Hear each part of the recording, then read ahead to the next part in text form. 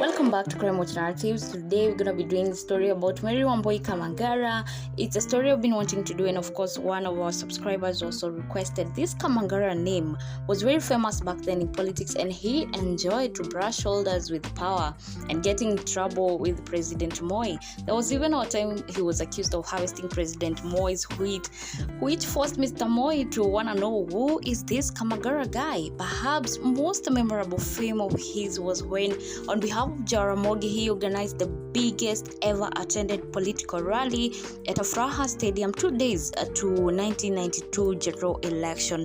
But in this era, Kamangara name is known through her late daughter Mary Wambui Kamangara, who was killed in the house of her husband's mistress, Judy Wangui Mungai. Apparently, her marriage was not doing so well, and when her husband, Mr. Corey, got home and did not find her at home, he texted her arrogantly to remain wherever she was and not come back, not knowing that indeed she would never ever come back.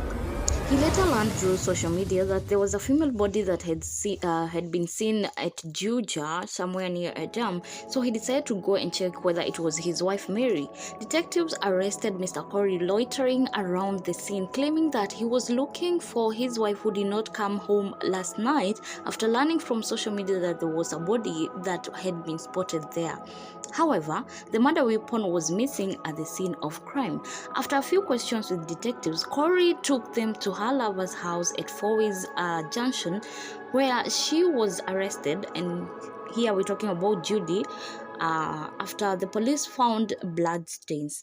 The two were arraigned in Kiambu court, and police were given more time to conduct the investigation. Miss Kamangara's white Mercedes-Benz was found in Kwamaiko. The police believed it was used to transport her body. Police believed that the two had a motive to eliminate Mary Kamangara and be together. The mistress even said that Corey had paid her 2 million so that she could keep quiet and not talk about it. But my dear listeners, the turn of events in this story shocked everyone.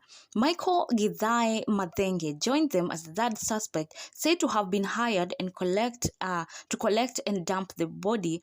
But when they were arraigned, Mr. Corey was seen crying in court as his lawyer represented him. Detectives were later able to obtain CCTV footage of suspects and the deceased. On that day, Judy, the mistress, visited Corey's home in Kasarani at around 11:15 a.m. But she found Corey was leaving. Apparently, it said that they had an argument, and that was before Corey left for a business meeting in Ngong. Judy was driving in a Toyota Allion, which she had hired from Mathenge, and after talking with Corey, she left to join Miss Kamangara, Corey's wife. The detectives were able to get photos that indicated they were close friends. Actually, they visited the Kamal, wanted to go to Homeland for lunch, but before they got there, Judy's hired car developed a problem, and it is Kamangara who actually called a mechanic to repair her friend's car. So they drove in Mercedes-Benz and got to the hotel at 1:15 p.m., had an amazing lunch, and even took more pictures. The mechanic later drives in and hand over the car, even though he forgets to give the gate pass. And after they're done with their lunch, they head out in Mary Kamangara's Mercedes-Benz to Judy's apartment. It is assumed that an argument started immediately when Mary Kamangara saw photos of her husband and Judy Wangui, her friend, on the wall, and apparently even more bitter because the photos were seen to be taken from a house with the finishing identical to those of her very own home. It is then that a fight ensued, and a kitchen was among things that discovered.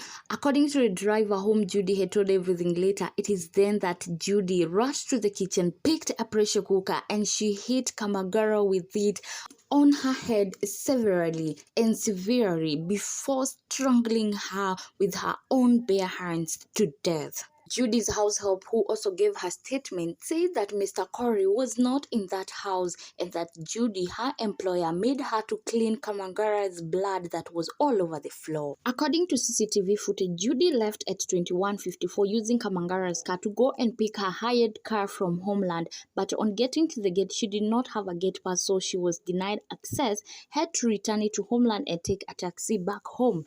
It was around that time that is reported that she called Mr. Matenge to her residence. Matenge told detectives that Judy had called her earlier that day, promising some work later in the night.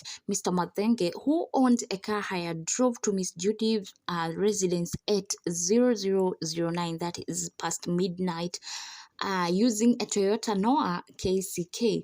Driving in that Toyota Noah, the two went to Homeland and Miss Judy picked the deceased Mercedes-Benz, and both of them returned to Fallway Junction at 1:28 hours, with the two cars, each of them driving one of them.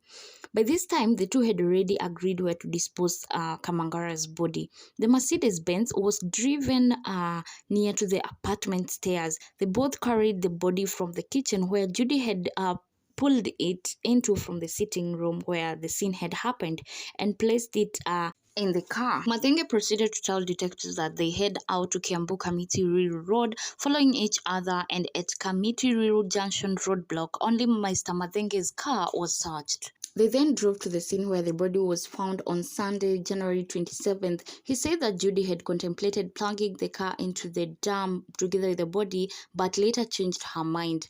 On their way back, they stopped at Gitambaya, somewhere between Ruiru and Kiambu, and Judy threw away the murder weapon, beddings used to wrap the body, and a baby seat that was in Kamangara's car. They then proceeded towards Githunguri, where she later threw away a blood-stained carpet before proceeding to Kwamaiko Trading Center, where they abandoned the deceased Mercedes-Benz, which was recovered 2 days later.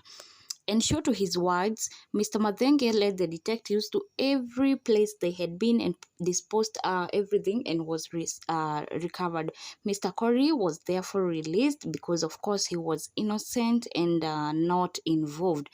Mr. Matenge, who was also arraigned, sought to be a state witness in the case. A post-mortem which was done revealed that indeed Mathenge was very right and Miss Kamangara had hit the deceased with a blunt object 9 times before being suffocated.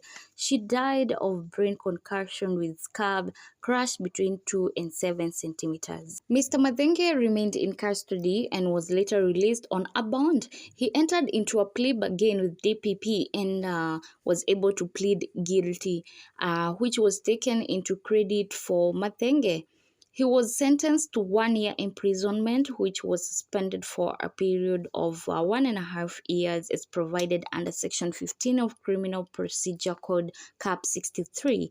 Judy, who was the first accused, was charged with offense of murder of late Kamangara, and she pleaded not guilty. Therefore, was locked up, and I believe the trial is still ongoing and probably never coming out of prison. Anyway, guys, ladies and gentlemen, thank you so much for your time. Remember, this is your channel one from Crime Watch Narratives. Keep making your requests, keep subscribing, liking, sharing, and thank you for all of you that are engaging with me. Thank you so much for your time.